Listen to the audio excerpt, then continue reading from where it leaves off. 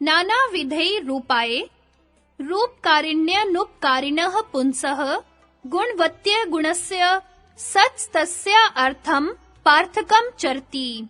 नाना प्रकार के उपायों से यह उपकारिणी गुणवती प्रकृति उन अनुपकारी गुण रहित पुरुष के अर्थ निस्वार्थ काम करती है।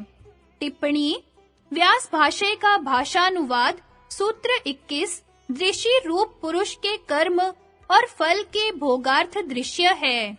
उसकी प्रयोजन सिद्धि के लिए ही दृश्य का आत्मा होता है, यह अर्थ है। जड़ होने के कारण दृश्य का स्वरूप चेतन रूप से ही लब्ध होता है। इसलिए जिन पुरुषों को भोग और अपवर्ग प्रयोजन सिद्ध हो गया है, उनसे नहीं देखी जाती।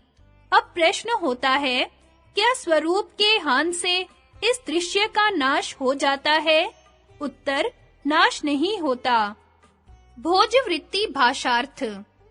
पूर्वोक्त लक्षणानुसार जो दृश्य का स्वरूप है, वह उस पुरुष के भोक्तृत्व, प्रयोजन, संपादनार्थ है, क्योंकि प्रकृति अपने किसी भी प्रयोजन की अपेक्षा से प्रवृत्त नहीं होती, किंतु पुरुष के भोक्तृत्व संपादन के लिए प्रवृत्त होती है। विज्ञान भिक्षु के वार्तिक का भाषानुवाद। बुद्धि से अतिरिक्त दृष्टा के विषय में सूत्रकार प्रमाण कहते हैं, तदर्थ एव दृश्यस्य आत्मा। उस पुरुष के अर्थ है, प्रयोजन है भोग और अपवर्ग। भोग और अपवर्ग ही है प्रयोजन, जिसके वह पुरुष हैं। यह मध्यम पदलोपी समास है। भोग और अपवर्ग प्रयोजन वाला ही दृश्य का स्वरूप है। कार्य और कारण रूप तीनों गुण स्वार्थ नहीं है। इसमें अनुमान का यह प्रयोग है। पहला गुण परार्थ है, संहत्यकारी होने से शय्या आदि की भांति। इस अनुमान से बुद्धि से अतिरिक्त पुरुष नामक पर की सिद्धि होती है। इस अनुमान की व्याख्या पूर्व सूत्र में कर चुके हैं। धातु का अर्थ जो दर्शन है, उसमें अन्वय का भ्रम न हो सके, इसके लिए आत्म पद का प्रयोग किया है। तदर्थतव में युक्ति कहते हुए सूत्र की व्याख्या करते हैं।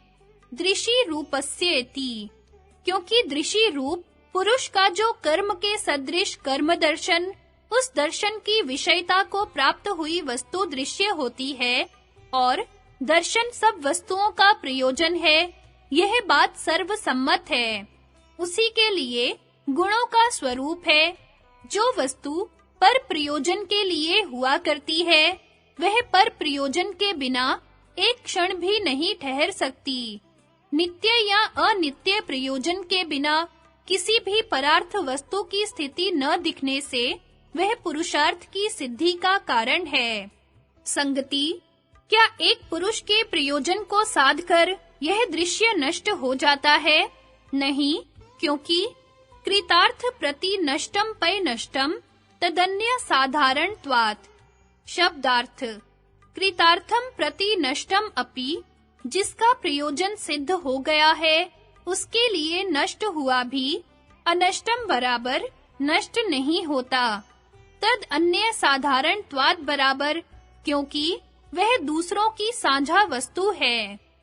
अन्व्यार्थ, जिसका प्रयोजन सिद्ध हो गया है, उसके लिए यह दृश्य नष्ट हुआ भी नष्ट नहीं होता है, क्योंकि वह दूसरे पुरुषों के साथ साझे की वस्तु है। व्याख्या, इस सारे दृश्य की रचना समस्त पुरुषों के भोग अपवर्ग के लिए है, न कि किसी विशेष के लिए। इसलिए जिसका यह प्रयोजन सिद्ध हो गया है कि उसके लिए यद्यपि इस दृश्य का कार्य समाप्त और नाश के तुल्य हो जाता है, तथापि इसका सर्वथा नाश नहीं हो जाता, क्योंकि एक पुरुष के मुक्त हो जाने से सब मुक्त नहीं हो जाते। पुरुष शब्द के अर्थ यहाँ चित्त प्रतिबिंबित चीती शक्ति अर्थात जीवात्मा के हैं। चित्त को बनाने वाले गुणों का जीवात्मा के प्रयोजन भोग और अपवर्ग को संपादन करने के पश्चात अपने कारण में लीन हो जाना ही जीवात्मा की मुक्ति कही जाती है। चित्त पुरुष का दृश्य रूप है, वही वृत्ति रूप से अन्य सब दृश्यों को पुरुष को बोध कराने का साधन है। एक चित्त के नष्ट होने से उससे दृश्यमान सारा जगत भी उसके प्रति नष्ट होने के तुल्य है। किंतु अनंत जीवों के चित्त, जिन्होंने उनके प्रति भोग और अपवर्ग का प्रयोजन सिद्ध नहीं किया है, अपने विषय सारे दृश्यमान जगत सहित वर्तमान रहते हैं। जिस प्रकार आज दृश्य अनष्ट है, उसी प्रकार सदा ही अनष्ट था और अनष्ट रहेगा। सांख्य सूत्र में भी ऐसा ही बतलाया गया है। इदानीमेव सर्वत्र नात्य अंतो छेदः। शंका, सब चित्तों के बनाने वाले गुणों के पुरुष के प्रति भोग और अपवर्ग का प्रयोजन सिद्ध करने के पश्चात अपने कारण में लीन हो जाने पर तो यह दृश्य सर्वथा विनष्ट हो जाएगा। समाधान, ऐसी संभावना न करनी चाहिए, क्योंकि पुरुष संख्या अनंत है, असंख्य का कभी शेष नहीं होता। श्रुति भी ऐसा ही बतलाती है। यथा पूर्णस्य पूर्णमादाय पूर्णम एवावशिष्यते, अर्थात पूर्ण पूर्ण पूर्ण। इसलिए यह दृश्य अपने स्वरूप से सदा से था और सदा रहेगा, केवल कृतार्थ पुरुष के प्रति नष्ट होता है। असंख्य पदार्थों का गणित तत्व यह है, असंख्य जमा असंख्य बराबर असंख्य, असंख्य असंख्य बराबर असंख्य, असंख्य गुणा असंख्य बराबर असंख्य, असंख्य भाग असंख्य बराबर असंख्य, क्योंकि असंख्य का अधिक या कम नहीं है। टिप्पणी, कृतार्थ हुए एक पुरुष के प्रति यह दृश्य नष्ट अर्थात नाश को प्राप्त हुआ भी अन्य पुरुषों के साझे की वस्तु होने से नाश को प्राप्त नहीं होता। कुशल पुरुष के प्रति नाश को प्राप्त हुआ भी यह दृश्य अन्य अकुशल पुरुषों के प्रति कृत प्रयोजन नहीं हुआ है। इसलिए उन पुरुषों की क्रम विषयता को प्राप्त हुआ यह दृश्य चेतन रूप आत्मा के द्वारा निज रूप से लब्ध सत्ता वाला ही होता है, अभाव को प्राप्त नहीं होता है। इस कारण पुरुष और प्रकृति के नित्य विद्यमान होने से इन दोनों का संयोग अनादि कहा गया है।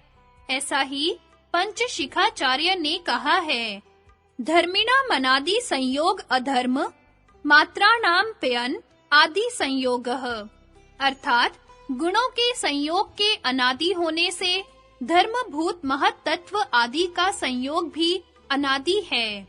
भोजवृत्ति भाषार्थ सूत्र। यद्यपि विवेक ख्याति पर्यंत भोग संपादन करना धर्म होने से भी यह दृश्य कृतार्थ पुरुष के प्रति नष्ट हो जाता है, अर्थात व्यापार त्याग देता है। तथापि सब पुरुषों के साधारण अर्थात सांझे की वस्तु होने से अन्य के प्रति अनष्ट व्यापार रूप से रहता है, अतः उसका कभी नाश नहीं होता है। एक के मुक्त होने से सब मुक्त नहीं हो जाते, ऐसा शास्त्र का भी सिद्धांत है। संगति, दृश्य का रूप दिखलाकर अब हेय का हेतु जो दृश्य और दृष्टा का संयोग है, उसका वर्णन करते हैं। स स्वामी शक्त्योः स्वरूपोपलब्धि हेतुः संयोगः।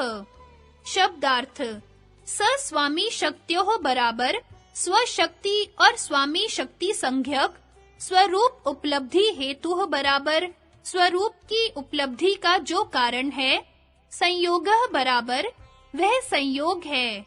अन्व्यार्थ, स्वशक्ति और स्वामी शक्ति संज्ञक स्वरूप की उपलब्धि का जो कारण है, वह संयोग है, अर्थात स्वशक्ति और स्वामी शक्ति के स्वरूप की उपलब्धि संयोग के वियोग का कारण है। व्याख्या, चित्त और सारा जड़ दृश्य स्व है, चेतन पुरुष इसका स्वामी है। शक्ति शब्द का अर्थ स्वभाव या स्वरूप है। दृश्य ज्ञेय है और दृष्टा ज्ञाता है। दृश्य और दृष्टा दोनों नित्य और व्यापक हैं। उनका स्वरूप से भिन्न कोई संयोग नहीं हो सकता। जो दृश्य में भोग्यत्व और दृष्टा में भोक्तृत्व है, वह अनादि काल से है। इस दृश्य के भोग्यत्व और दृष्टा के भोक्तृत्व भाव को ही संयोग नाम दिया गया है। इसी के हटाने के हेतु स्वशक्ति और स्वामी शक्ति के स्वरूप की उपलब्धि की जाती है। यह दृश्य के स्वरूप की उपलब्धि अर्थात दृश्य स्वरूप का विवेकपूर्ण साक्षात करना भोग है और दृष्टा के स्वरूप की उपलब्धि अर्थात पुरुष दर्शन या स्वरूप स्थिति अपवर्ग है। गीता में दृष्टा को क्षेत्रज्ञ और दृश्य को क्षेत्र तथा सांख्य कारिका में दृश्य रूप जड़ प्रकृति को अंधे और दृष्टा रूप निष्क्रिय पुरुष को लंगड़े की उपमा देकर इनके परस्पर के संयोग को दिखलाया है। यथा यावत् संजायते किंचित सत्वं स्थावर जंगमम क्षेत्र क्षेत्र संयोगात् विधि भरत ऋषभ। हे अर्जुन, यावन मात्र जो कुछ भी स्थावर जंगम वस्तु उत्पन्न होती है, उस संपूर्ण को तू क्षेत्र और क्षेत्रज्ञ के संयोग से ही उत्पन्न हुई जान, अर्थात प्रकृति और पुरुष के परस्पर के संबंध से ही संपूर्ण जगत की स्थिति है।